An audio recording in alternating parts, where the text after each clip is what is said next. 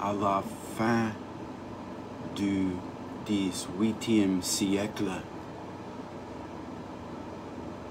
une nouvelle configuration apparaîtra qui brûlera définitivement pour des yeux modernes les vieux espaces de l'histoire naturelle. D'un côté, la critique se déplace et se détache du sol où elle avait pris naissance. Alors que Hume faisait du problème de la causalité un cas de l'interrogation générale sur les ressemblances, Kant, en isolant la causalité, renverse la question, là où il s'agissait d'établir les relations d'identité et de distinction sur le fond continu des similitudes. Il fait apparaître le problème inverse de la synthèse du divers. Du même coup, la question critique se trouve reportée du concept au jugement, de l'existence du genre, obtenu par l'analyse des représentations, à la possibilité de lier entre elles les représentations, de droit de nommer au fondement de l'attribution, de l'articulation nominale à la proposition elle-même, est au verbe être qui l'établit.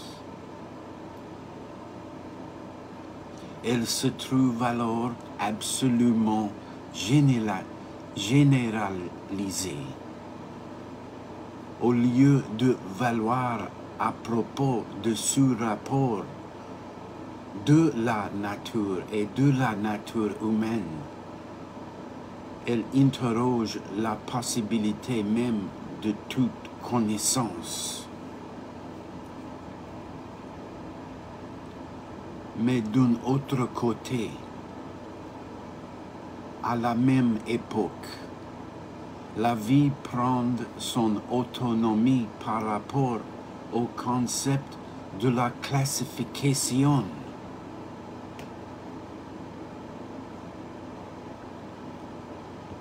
Elle échappe à ce rapport critique qui, au XVIIIe siècle, était constitutif du savoir de la nature. Elle échappe, ce qui veut dire deux choses. La vie devient objet de connaissance parmi les autres, et à ce titre, elle relève de toute critique en général. Mais elle résiste aussi à cette juridiction critique qu'elle reprend à son compte et qu'elle répond en son propre nom sur toute connaissance possible. Si bien que tout au long du XIXe siècle, de Kant à Dilthey et à Bergson, les pensées critiques et les philosophies de la vie se trouveront dans une position de reprise et de contestation réciproque. Chapter 6. Échanger. échangé. Part 1. L'analyse des richesses. Chapter 6. Échanger. Part 1. L'analyse des richesses. Pas de vie à l'époque classique, ni de science de la vie, pas de philologie non plus, mais une histoire naturelle, mais une grammaire générale. De même, pas d'économie politique, parce que dans l'ordre du savoir, la production n'existe pas. En revanche, il existe au XVIIe et au XVIIIe siècle une notion qui nous est demeurée familière bien qu'elle ait perdu pour nous sa précision essentielle.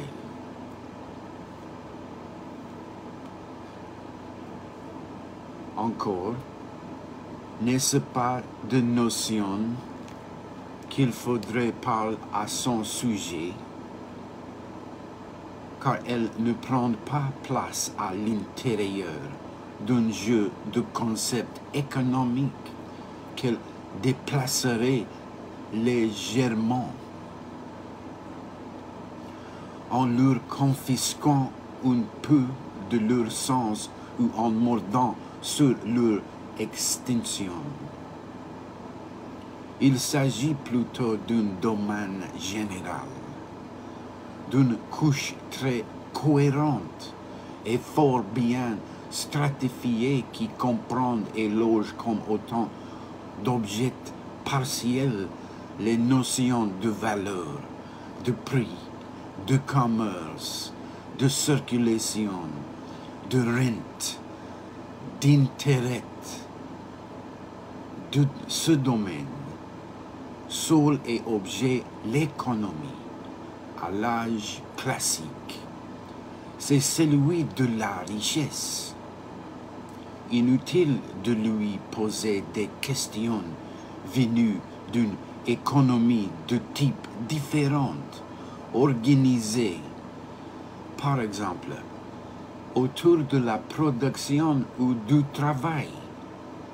Inutile également d'analyser ces divers concepts,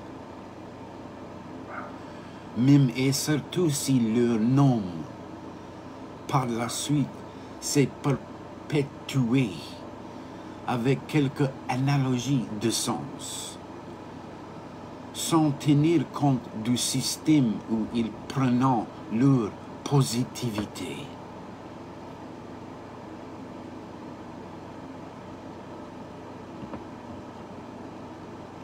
Autant vouloir analyser le genre linéen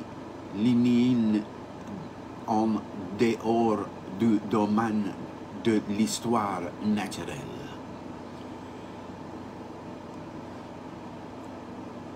Où la théorie des temps chez Bosé sans tenir compte du fait que la grammaire générale en était la condition historique de possibilité.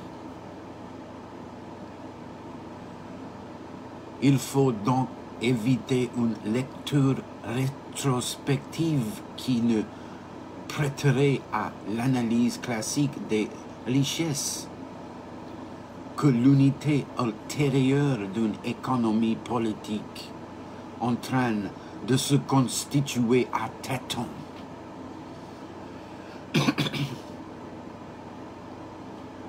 C'est sur ce mode, pourtant, que les historiens des idées ont coutume de restituer la naissance énigmatique de ce savoir qui, dans la pensée occidentale, aurait surgi tout armé et déjà périlleux à l'époque de Ricardo et de J.B. Say. Il supposant qu'une économie scientifique avait été rendue longtemps impossible par une problématique purement morale du profit et de la rente. Théorie du juste prix, justification ou condamnation de l'intérêt, puis par une confusion systématique entre monnaie et richesse, valeur et prix de marché. De cette assimilation, le mercantilisme aurait été un des principaux responsables et la manifestation la plus éclatante. Mais peu à peu, le XVIIIe siècle aurait assuré les distinctions essentielles et cerné quelques-uns des grands problèmes que l'économie positive n'aurait cessé par la suite de traiter avec des instruments mieux adaptés. La monnaie aurait ainsi découvert son caractère conventionnel, bien que non arbitraire, et ceci à travers la longue discussion entre les métallistes et les anti-métallistes. Parmi les premières, il faudrait compter Child, Petty, Locke, Cantillon, Galliani. Parmi les autres, Barbon, Boisguber et surtout Law. Puis plus discrètement, après le désastre de 1720, non, 1720, Montesquieu et Mellon. On aurait aussi commencé. Et c'est l'œuvre de Cantillon à dégager l'une de l'autre la théorie du prix d'échange et celle de la valeur intrinsique. On aurait cerné le grand paradoxe de la valeur en opposant à l'inutile cherté du diamant le bon marché, de cet haut sens laquelle nous ne pouvons vivre. Il est possible, en effet, de trouver ce problème rigoureusement formulé par Galliani. On aurait commencé, préfigurant ainsi Jevons et Menger, à rattacher la valeur à une théorie générale de l'utilité qui est esquissée chez Galliani, chez Grasslin, chez Turgot. On aurait compris l'importance des prix élevés pour le développement du commerce. C'est le principe de Becher, repris en France par Boisguilbert et par Quesnay. Enfin, et voilà les physiocrates. On aurait entamé l'analyse du mécanisme de la production et ainsi des pièces et de morceaux. L'économie politique aurait silencieusement mis en place ces thèmes essentiels jusqu'au moment où, reprenant dans un autre sens l'analyse de la production, Adam Smith aurait mis au jour le processus de la division croissante du travail. Ricardo, le rôle joué par le capital. JBC, quelqu'une des lois fondamentales de l'économie de marché.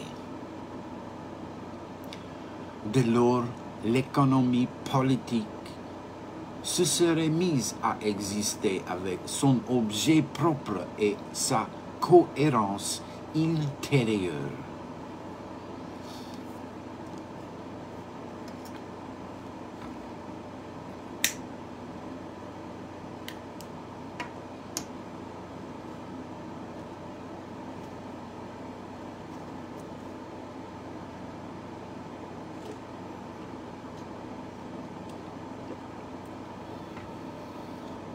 En fait, les concepts de monnaie, de prix, de valeur, de circulation, de marché n'ont pas été pensés au XVIIe et au XVIIIe siècle. À partir d'un futur qui les attendait dans l'ombre, mais bien sûr le sol d'une disposition épistémologique rigoureuse et générale.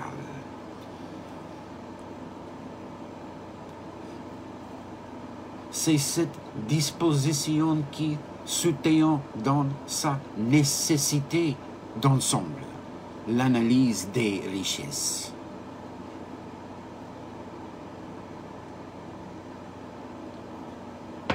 Celle-ci est à l'économie politique ce que est la grammaire générale à la philologie,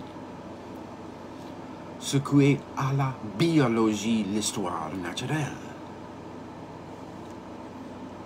Et pas plus qu'on ne peut comprendre la théorie du verbe et du nom, d'analyse du langage d'action, celle des racines et de leur dérivation sans se référer, à travers la grammaire générale, à ce réseau archéologique qui les rend possibles et nécessaires, pas plus qu'on ne peut comprendre, sans cerner le domaine de l'histoire naturelle. Ce qu'ont été la description, la caractérisation et la taxonomie classique, non plus que l'opposition entre système et méthode, ou fixisme et évolution, de la même façon. Il ne serait pas possible de retrouver le lien de nécessité qui enchaîne l'analyse de la monnaie, du prix, de la valeur, du commerce, si on ne portait pas à la lumière ce domaine des richesses qui est le lieu de leur simultanéité.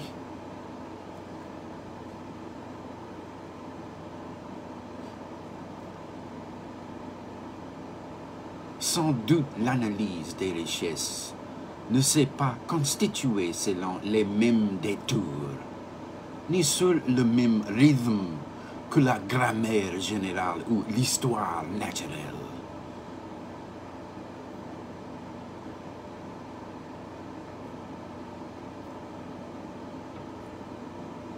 C'est que la réflexion sur la monnaie, le commerce et les échanges est lié à une pratique et à des institutions. Mais si on peut opposer la pratique à la spéculation pure, l'une et l'autre, de toute façon, reposant sur un seul et même savoir fondamental, une réforme de la monnaie, un usage bancaire, une pratique commerciale pouvant bien se rationaliser, se développer, se maintenir ou disparaître selon des formes propres.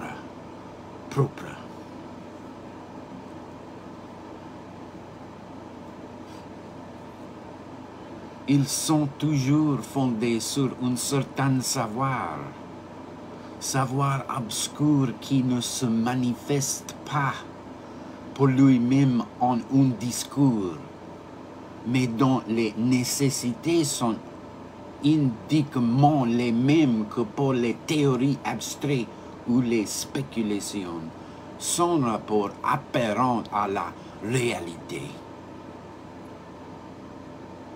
Dans une culture et à un moment donné, il n'y a jamais qu'une épistème que définit les conditions de possibilité de tout savoir.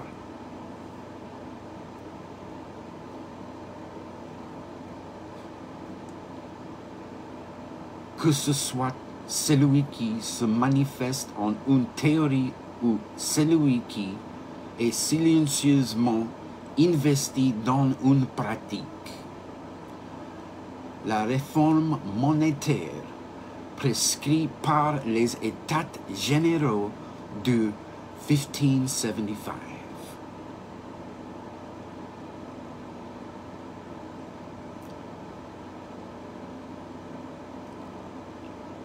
Les mesures mercantilistes ou l'expérience de l'or et sa liquidation ont le même socle archéologique que les théories de Davanzati, de Bouteroue, de Petty ou de Cantillon, et ce sont ces nécessités fondamentales du savoir qu'il faut faire parler. Part 2, monnaie et prix. Au XVIe siècle, la pensée économique est limitée, ou plus s'en faut, au problème des prix et à celui de la substance monétaire.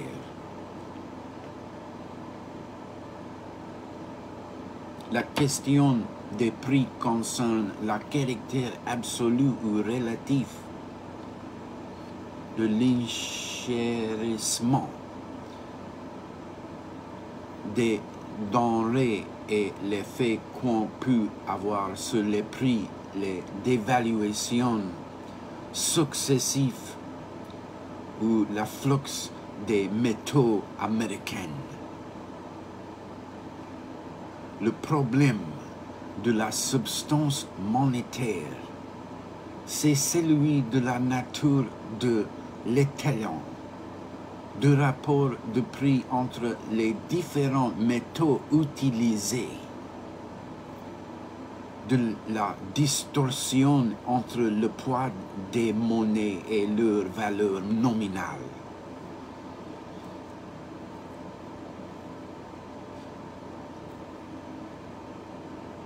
Mais ces deux séries de problèmes étaient liés puisque le métal n'apparaissait comme signe et comme signe mesurant des richesses qu'autant qu'il était lui-même une richesse.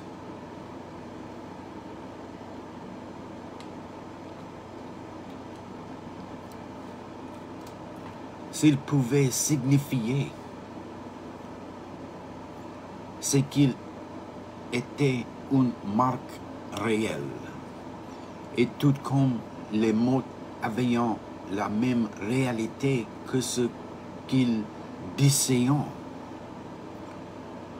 tout comme les marques des êtres vivants étaient inscrits sur leur corps à la manière de marques visibles et positives. De même, les signes qui indiquaient les richesses et les mesuriants devaient emporter au même la marque réelle.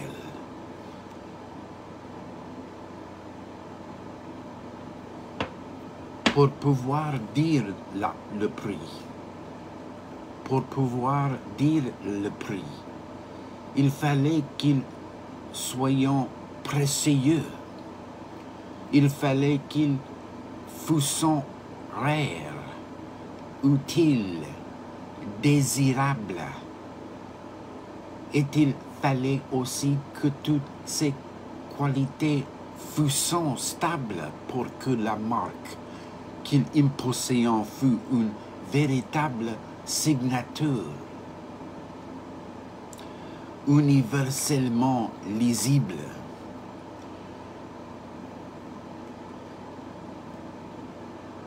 De cette corrélation entre le problème des prix et la nature de la monnaie, qui constitue l'objet privilégié de toute réflexion sur les richesses depuis Copernic jusqu'au Bodin et Davanzati. Dans la réalité matérielle de la monnaie, se fondant ces deux fonctions de mesure commune entre les marchandises et de substitut dans le mécanisme d'échange.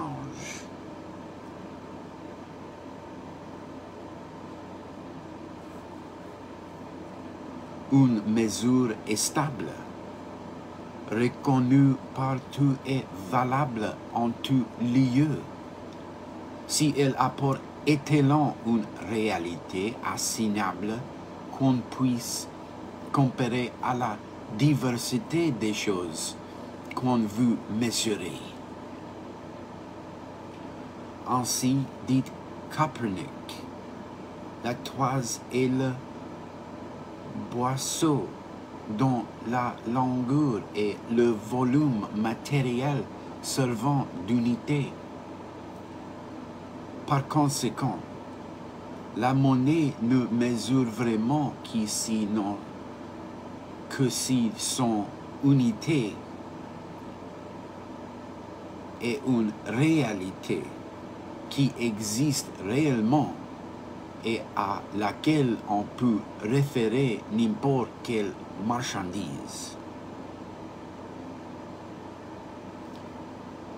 En ce sens, le XVIe siècle revient sur la théorie admise, au moins pendant une partie de Moyen Âge, et qui laissait aux princes encore au consentement populaire le droit de fixer le valeur impositus de la monnaie, d'en modifier le taux, de démonétiser une catégorie de pièces ou tout métal qu'on voudra. Il faut que la valeur de la monnaie soit réglée par la masse métallique qu'elle contient, c'est-à-dire qu'elle revienne à ce qu'elle était autrefois, lorsque les princes n'avaient pas encore imprimé leur effigie ni leur sceau sur des fragments métalliques. À ce moment-là, ni le cuivre, ni l'or, ni l'argent n'étaient monnayés, mais seulement estimés d'après leur poids. On ne faisait pas valoir des signes arbitraires pour des marques réelles.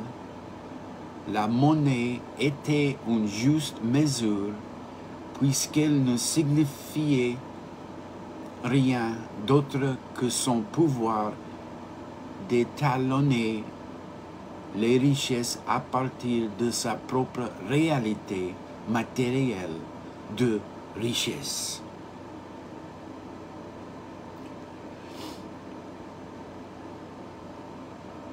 C'est sur ce fond épistémologie que les réformes ont été opérées au XVIe siècle et que les débats ont pris leur dimension propre.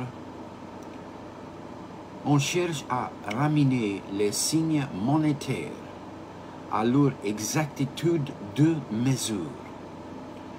Il faut que les valeurs nominales portées sur les pièces soient conformées à la quantité de métal qu'on a choisi pour étalon et qui s'y trouve incorporée. La monnaie alors n'y signifiera rien de plus que sa valeur mesurante.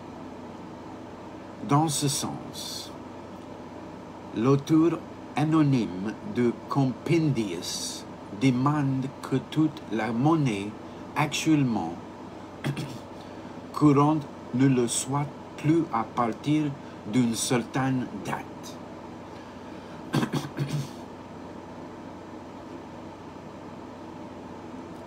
Car les surhaussements de leur valeur nominale ont altéré depuis longtemps les fonctions de mesure.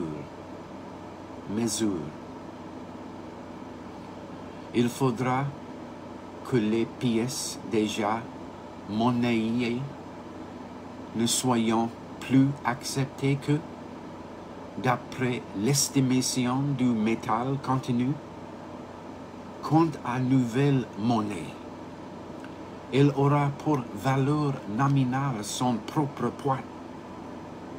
À partir de ce moment seront seules courantes l'ancienne et la nouvelle monnaie, d'après une même valeur, une même poids, une même dénomination.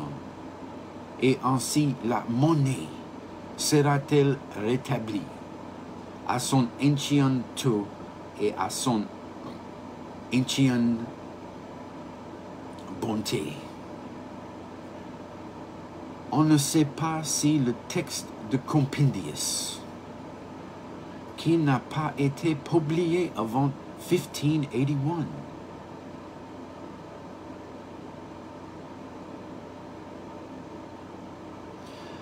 mais qui a certainement existé et circulé en manuscrit une trentaine d'années auparavant, a inspiré la politique monétaire sous les règnes d'Élisabeth. Une chose est certaine, c'est qu'après une série de surhaussements, de dévaluation entre 1544 et 1559, la proclamation de mars 1561 abaisse la valeur nominale des monnaies et la ramène à la quantité de métal qu'elles contiennent.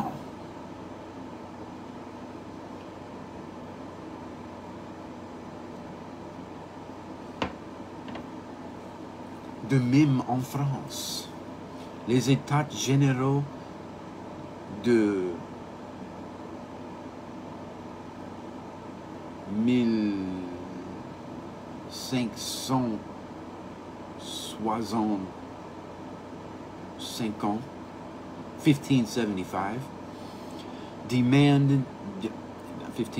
les États généraux de 1575 demandant et obtenant la suppression des unités de compte.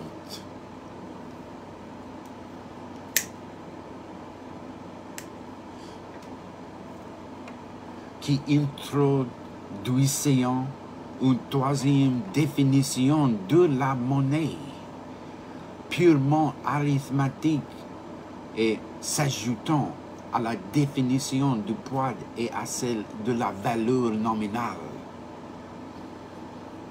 ce rapport supplémentaire caché aux yeux de ceux qui, en étant mal instruits, le sens des manipulations sur la monnaie.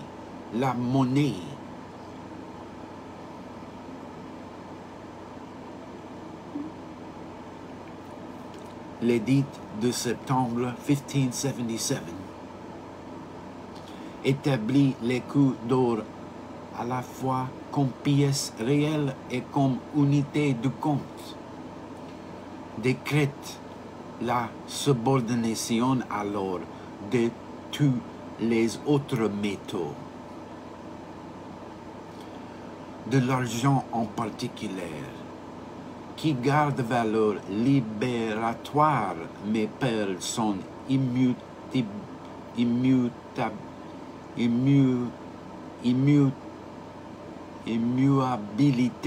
de droite. Ainsi, les monnaies se trouvant réatalonnées à partir de leur poids métallique, le signe qu'elles portent, le valor impositus, n'est que la marque exacte et transparente de la mesure qu'elles constituent.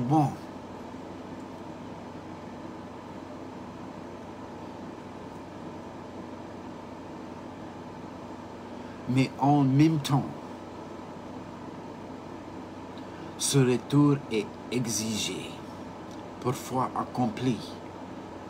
Un certain nombre de phénomènes sont mis au jour qui sont propres à la monnaie signe et compromettant peut-être définitivement son rôle de mesure.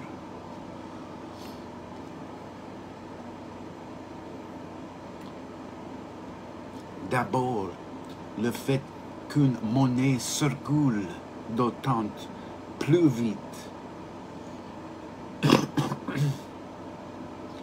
qu'elle est moins bonne, tandis que les pièces à haute teneur de métal se trouvant cachées et ne figurant pas dans le commerce.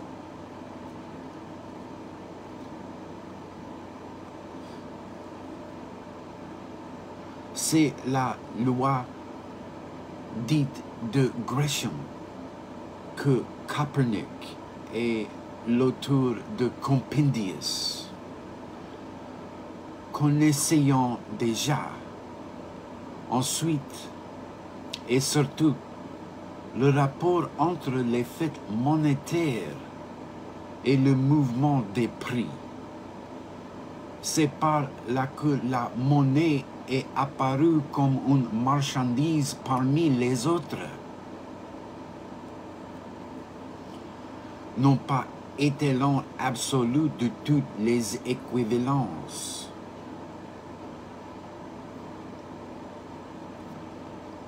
Mais dans la capacité d'échange et par conséquent, la valeur du substitut dans les échanges se modifiant selon sa fréquence et sa rareté.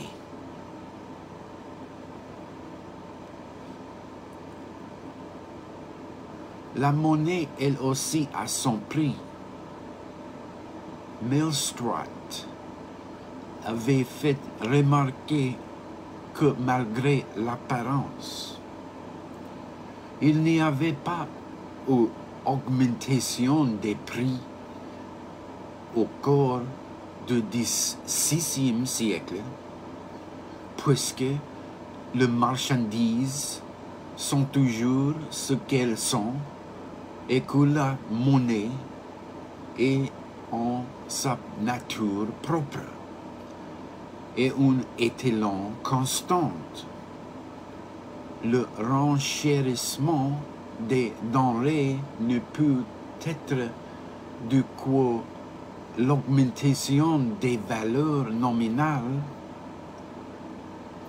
portées par une même masse métallique, mais pour une même quantité de blé.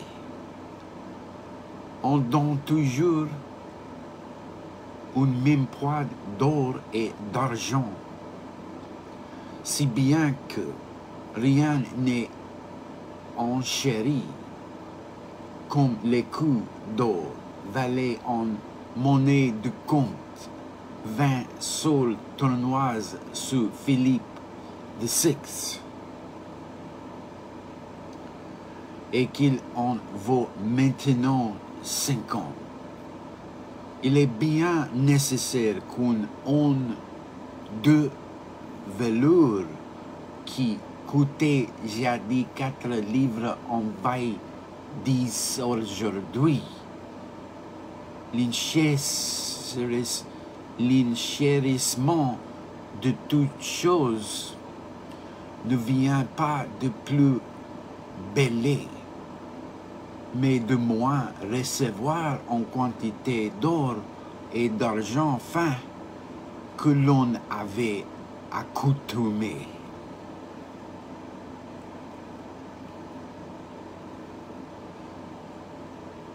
Mais à partir de cette identification du rôle de la monnaie à la masse de métal qu'elle fait circuler,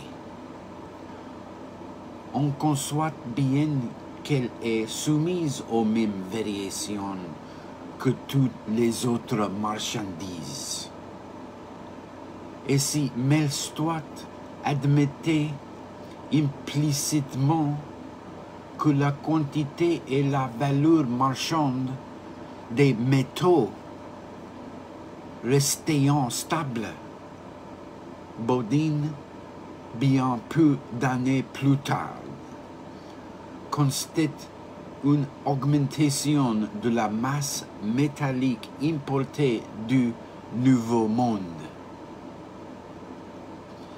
Et par conséquent, un enchérissement réel des marchandises, puisque les princes possédant ou recevant des particuliers des lingots en plus grande quantité.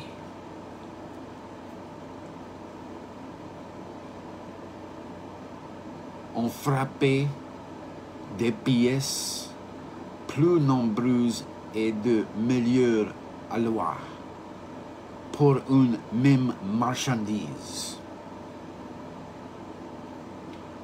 On donne donc une quantité de métal plus importante. Le montée des prix a donc une cause principale et presque la seule que personne jusqu'ici n'a touché, c'est l'abondance d'or et d'argent, l'abondance de ce qui donne estimation et prix aux choses.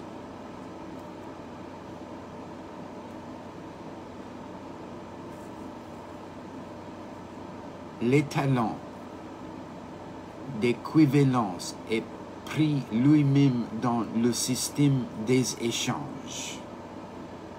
Et le pouvoir d'achat de la monnaie ne signifie que la valeur marchande du métal.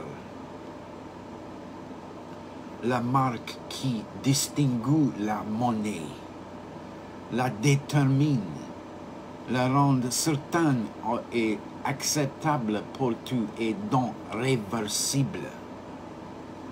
Et on peut la lire dans les deux sens. Elle renvoie à une quantité du métal qui est mesure constante. C'est ainsi que la déchiffre Melstoit. Mais elle renvoie aussi à ces marchandises variables en quantité et en prix qui sont les métaux. C'est la lecture de Bodin.